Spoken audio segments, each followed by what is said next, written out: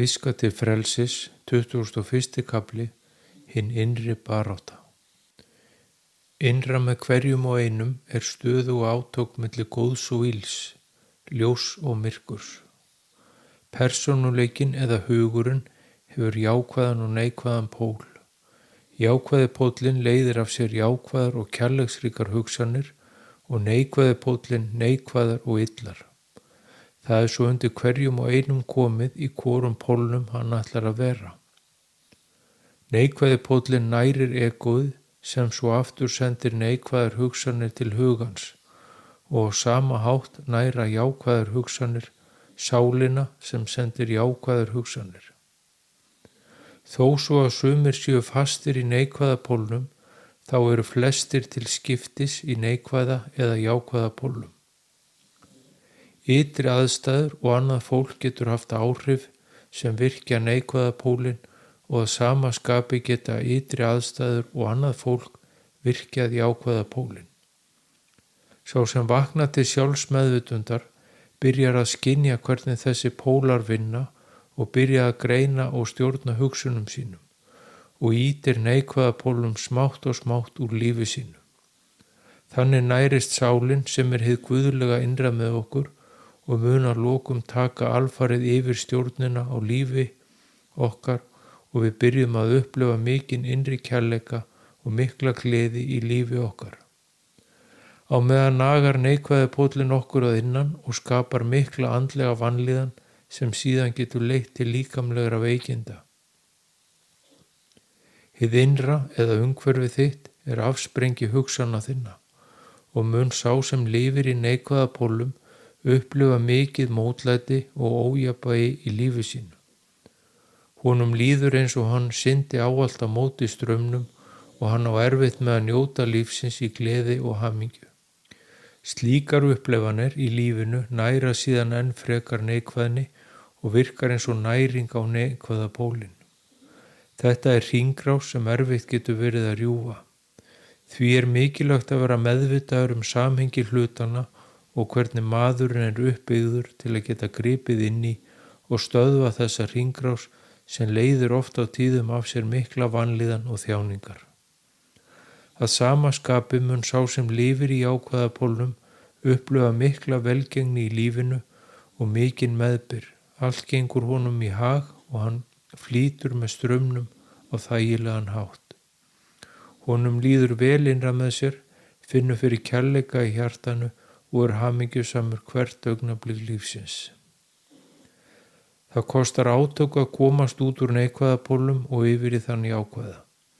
Það mikil innri barátta sem á sér stað.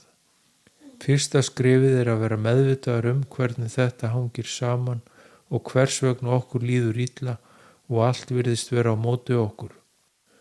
Vertu því ávallt meðvitaður hugsanir þínar og lærðu að ýta neikvæðum og illum hugsunum úr huga þínum leið og þær birtast og skipta þeim út fyrir jákvæðar og kærleiksríkar hugsanir. Þegar þessu náð hefur náð langt en þegar þú byrjar þennan feril grípur egóið til varna og ýtir undir neikvæðar og illar hugsanir og reynir að skapa þér ótta og kvíða til að ná þér tilbaka. Átakatímar innra með þér á meðan á þessu stendur og getur staðið yfir í vikur og mánuði. Vertu hugrakkur og þolinmóður og haltu þig ávallt í jákvæða pólnum því að lokum mun egóið gefa eftir og sálin mun taka við stjórninni innra með þér og þú byrjar að lifa sálarmein í lífinu. Þú munt upplifa mikla gleði og hamingju í lífi þínu og hlutinni byrja að ganga upp og þér mun vegna betur en nokkru sinni fyrr í þínu lífi. Líkamleg heilsa mun einnig verða betri og því líður betur í alla staði. Þessi umbreytingar einu stríðsátökin sem þú þarft að taka þátt í. Marga skortir trú á að þetta sé leiðin til að öðlast vellíðan og velgengni í lífinu og fara því ekki af stað.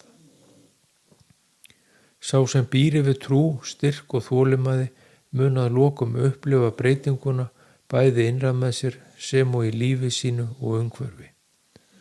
Að vakna til sjálfsmeðvitundar má kalla andlega vakningu og þessi innri átök má kalla andlega opnun. Heimurinn í kringum þig lýtur sömu lögmálum. Hið illa nærir hið illa og hið vonda nærir hið vonda. Heimsástandið er afsprengi hugsana mannkynsins. Þegar fjöldinn lifir í neikvæða pólum með illar og vondar hugsanir, þá er heimsástandið í samræmi við það. Ástandið og andrúmsloftið eru því ólík eftir svæðum og löndum heims. Þetta er oft kallað þjóðarsálin. Þetta er í raun barátta hugan og hugsanirnar, því það eru þær sem leiða af sér það ástand og umhverfi sem við lifum í.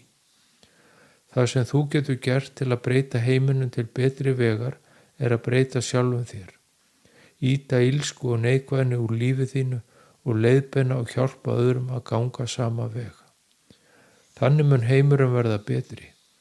Það er því mikilvægt að læra að láta hvorki aðra né umhverfið stjórna og hafa áhrif á hugsanir sínar og ráða þannig líðan sinni og lífi.